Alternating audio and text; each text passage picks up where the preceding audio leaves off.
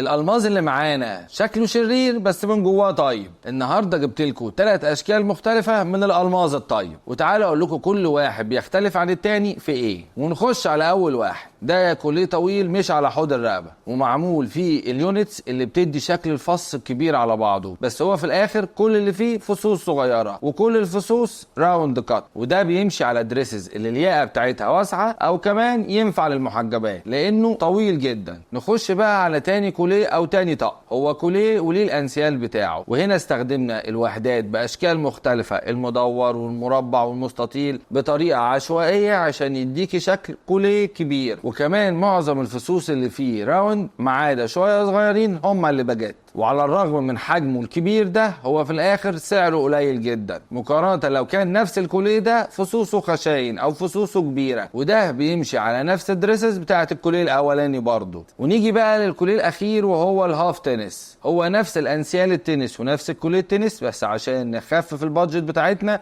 عملناه نص بس، ونزلنا منه هانج ستون عشان يدي شكل جمالي مختلف عن العادي. وده بقى بيليق على كل حاجه. والجديد هنا ان الكوليه شكله كبير، وعلى الرغم من كده ينفع تعملي معاه ليرنج زي ما انت عايزه. وبس كده. قولوا لنا انتوا في الكومنتس انهي واحد عجبكم من دول، وتتوقعوا سعره كام.